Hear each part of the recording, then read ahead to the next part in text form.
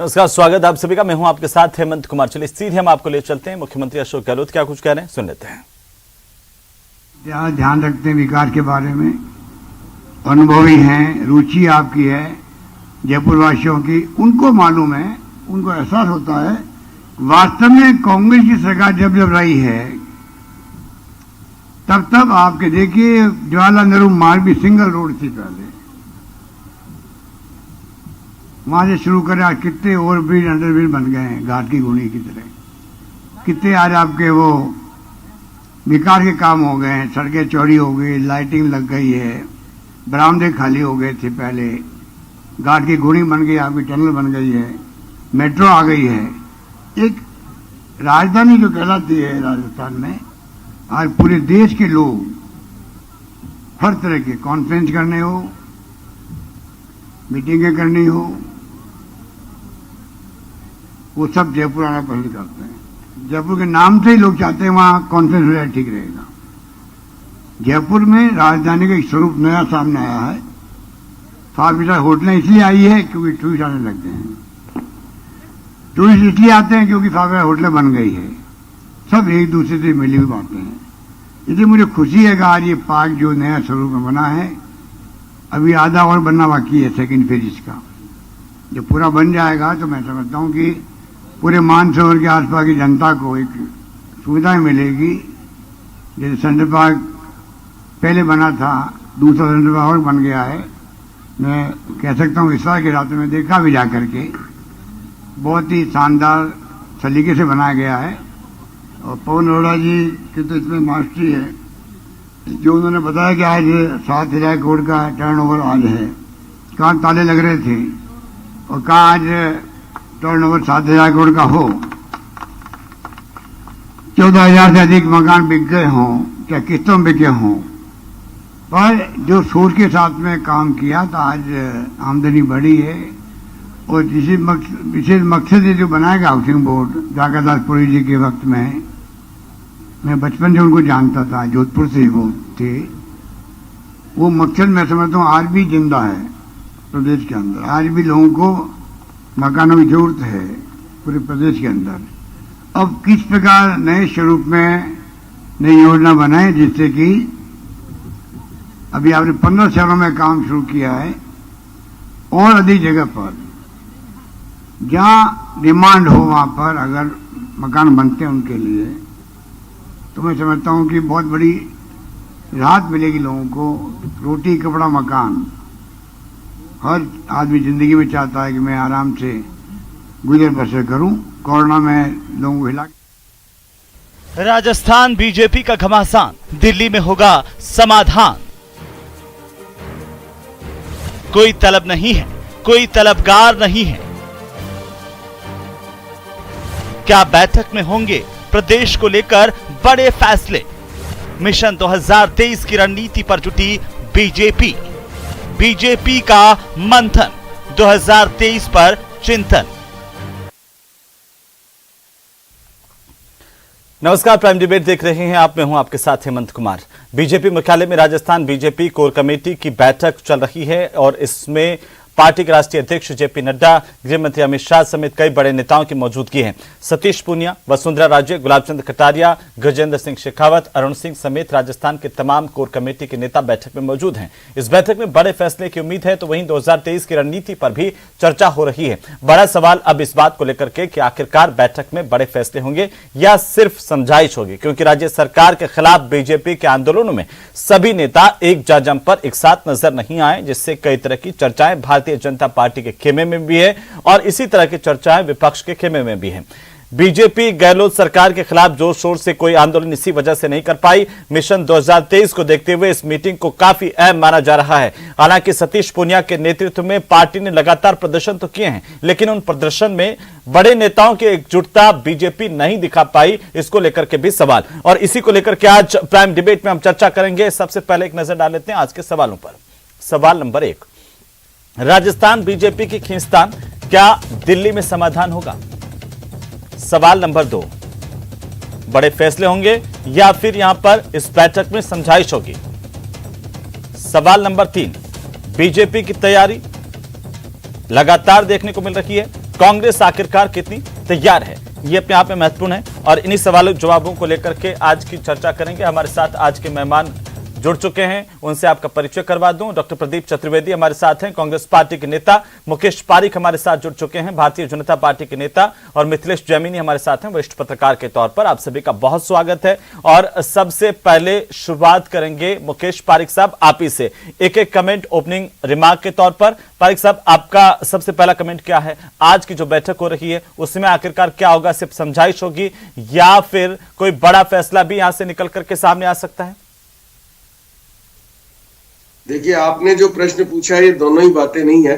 Core committee की बैठक हमारे एक तय अंतराल के पश्चात होती है और आपको जानकारी होगी कि 20 और 21 अक्टूबर को माननीय नड्डा जी का कोटा में प्रस्तावित दौरा था और वहीं पर ये कोर कमेटी की बैठक होना निश्चित हुआ था। लेकिन हिमाचल प्रदेश के चुनाव की तिथि घोषित हो जाने के पश्चात यह उनका कार्यक्रम पोस्टपोन्ड हुआ और उस कारण से ये कोर कमेटी की जो बैठक है वो दिल्ली में रखी गई। कोर कमेटी की जो बैठक का मुख्य उद्देश्य है मिशन 2023 और मिशन 2024, जिसकी तैयारी में लगातार भारतीय जनता पार्टी जुटी हुई है और उसी तैयारियों के संदर्भ में ये कोर कमेटी की बैठक हो रही है।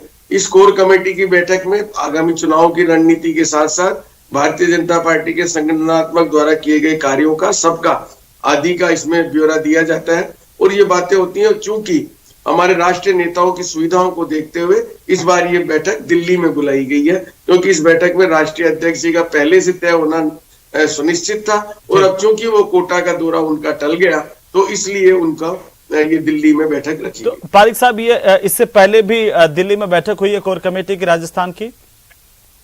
जानकारी के लिए पूछ रहा हूं। देखिए, ये मुझे इसकी कोई तिथि तो याद नहीं कि कब हुई होगी, लेकिन हाँ, वहां जब हमारे कोई भी राष्ट्रीय पदाधिकारी है उनकी सुविधा के अनुरूप दिल्ली में की जा सकती है। जहां तक मुझे जानकारी है मीटिंग हुई है, लेकिन कब हुई है ये मुझे जानकारी ये तो साफ है कि सतीश पूनिया के प्रदेशाध्यक्ष बनने के बाद जो है राष्ट्रीय कार्यकारिणी मतलब कोर कमेटी की जो बैठक है राजस्थान की वो दिल्ली में नहीं हुई। ये पहली दफा यहाँ पर इनके कार्यकाल में हो रही है। मैं आता हूँ आपके पास, डॉक्टर प्रदीप चतुर्वेदी जी, आप कैसे देख पा रहे हैं कोर कमेटी की बैठक को भारतीय जनता पार्टी? पहली दफा होना संभव है जी, ठीक है, आता हूं प्रदीप जी। जी,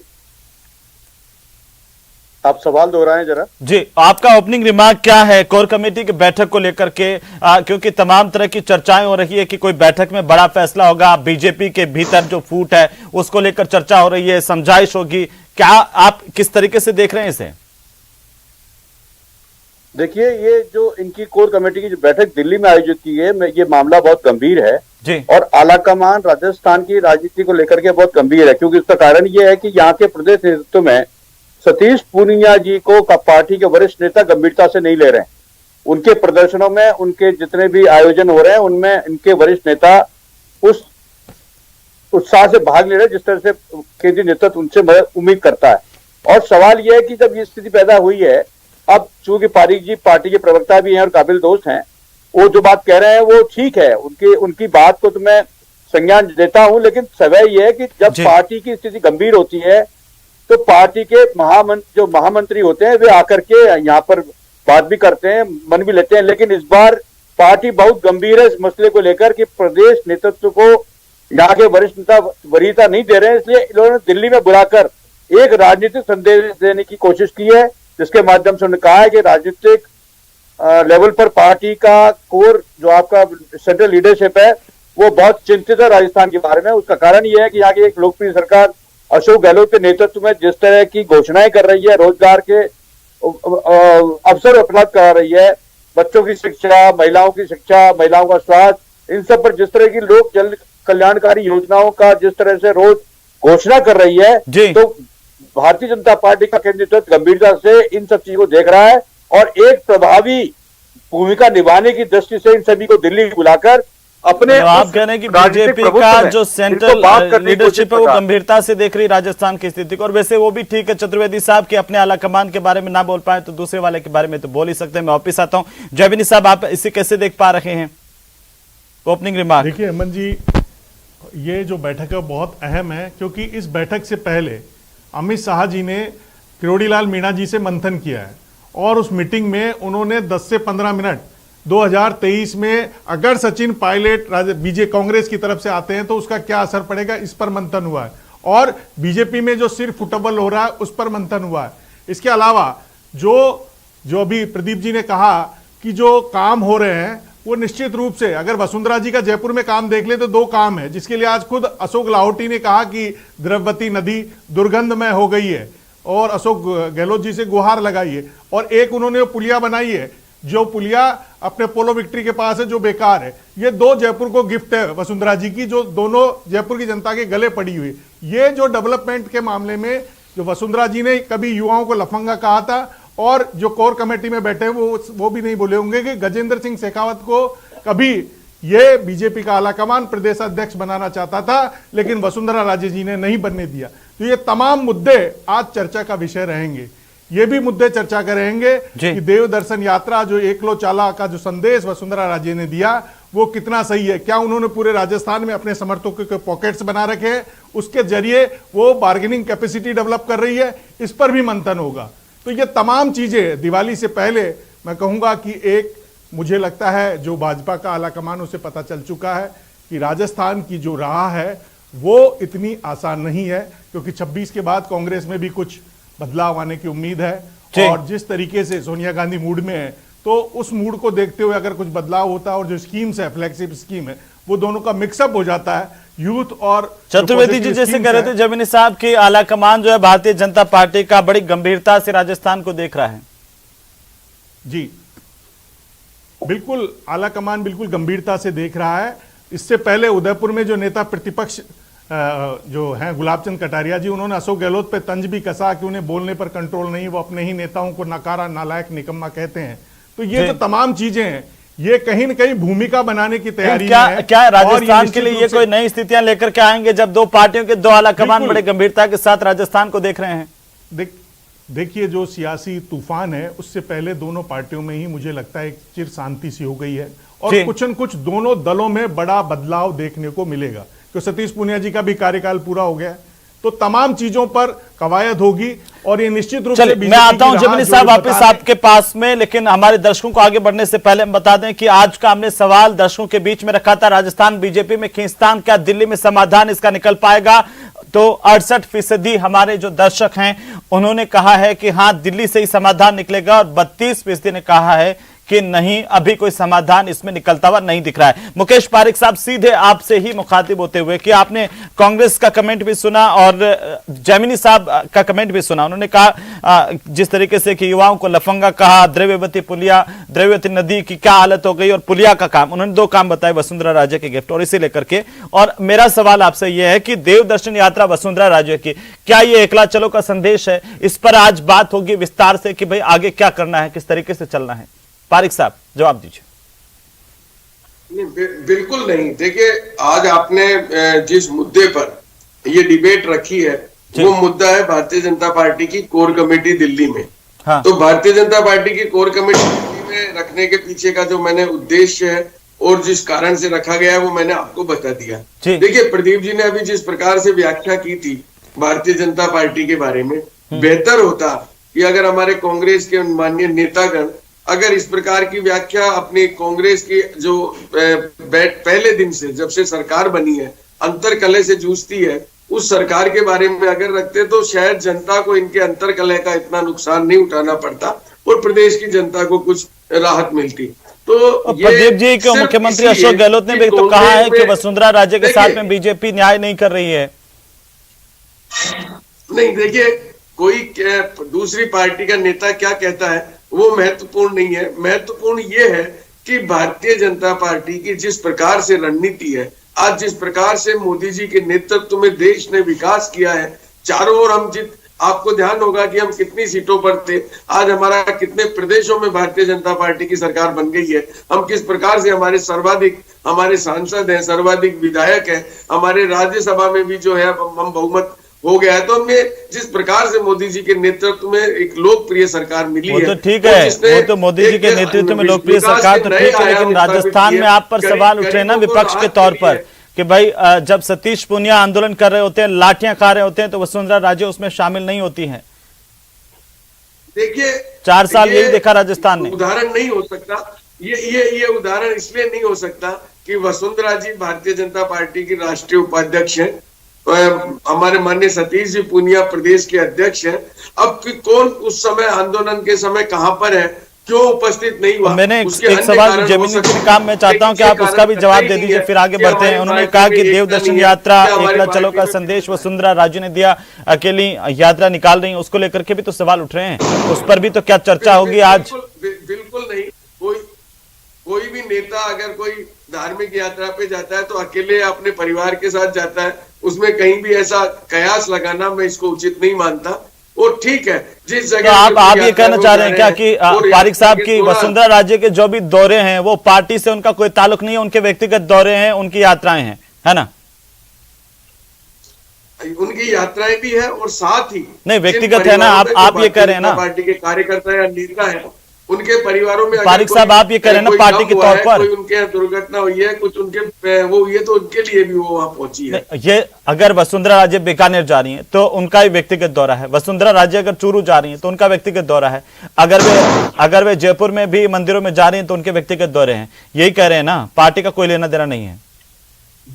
तो धार्मिक तो व्यक्तिगत ही होता है। अगर आप किसी धार्मिक दौरे में जाएंगे तो वो तो आपका व्यक्तिगत ही होगा। मैं किसी धार्मिक दौरे मैंने बीकानेर वाले दौरे का भी जिक्र किया, जी का व्यक्ति जी बीकानेर के दौरे का भी जिक्र किया जी। तो बीकानेर में भी आपको जानकारी होगी वो नवरात्रे करती है और उन्होंने नवदुर्गा के 9 मंदिरों में उन्होंने पूजा की है। ठीक है चतुर्वेदी जी, बीजेपी कहती है कि आप हमारे अंदर तो झांक के बार बार कहते हैं, लेकिन खुद के अंदर क्यों नहीं झांक रहे हैं? जहां लगातार एक तरफ दिव्या मदेरणा लगातार जो खिलाफत में बोल रही हैं, दूसरी तरफ सचिन पायलट गुट बोल रहा है, तीसरी तरफ गहलोत गुट के अलग राग हैं। देखिए, भारतीय जनता पार्टी की राजस्थान में अलग तरह की समस्या है। 3 साल के इस टेन्योर में, 4 साल के टेन्योर में गजेंद्र सिंह के माध्यम से सरकार को अपदस्थ करने का जो प्रयास किया गया, उसको अशोक गहलोत जी ने ध्वस्त कर दिया।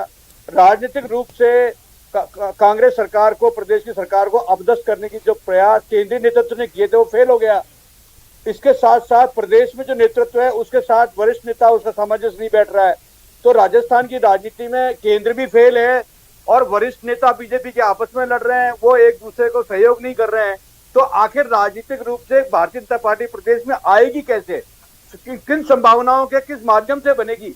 सबसे बड़ी चिंता आज केंद्रीय नेतृत्व की है। इसलिए नड्डा जी ने इन सबको राजस्थान से बाहर दिल्ली बुलाकर अपने राजनीतिक क्षेत्र में इन लोगों को धमकाया है और कहा है कि अगर पार्टी के वरिष्ठ नेता आपस में ठीक है, उस पर कमेंट ले लेता हूं मैं। काम नहीं करेंगे तो अशोक गहलोत की सरकार का हम लोग मुकाबला नहीं कर पाएंगे। पारिक साहब अशोक गहलोत के नेतृत्व एक रिएक्शन दे दीजिए छोटा सा। राजनीतिक रूप से मुझे बड़ा आश्चर्य होता है जब हमारे कांग्रेस के मित्र इस प्रकार की बातें करते हैं। भरत सिंह जी ने 4 साल की सरकार पर कई भ्रष्टाचार के आरोप लगाए, इस सरकार कोई जवाब नहीं आया। दीपेंद्र सिंह जी ने और इनके कई विधायकों ने इनके ऊपर आरोप लगाए, लेकिन इनके ही विधायकों ने, और अभी आपने उल्लेख किया दिव्या मदेरणा, लगातार अभी इनके खिलाफ आपके विधायकों ने भी तो आरोप लगाए थे ना, वो एक एक करके मैं गिनाऊं क्या, जिनको बाहर का रास्ता दिखा दिया गया था, आलाकमान के खिलाफ बोले थे ना। जमीनी साहब जल्दी से मैं चाहता हूं कि एक आप इस पर टिप्पणी करें। क्या राजस्थान की खींचतान का दिल्ली में कोई समाधान इस कोर ग्रुप की बैठक में हो पाएगा भारतीय जनता पार्टी के लिहाज से?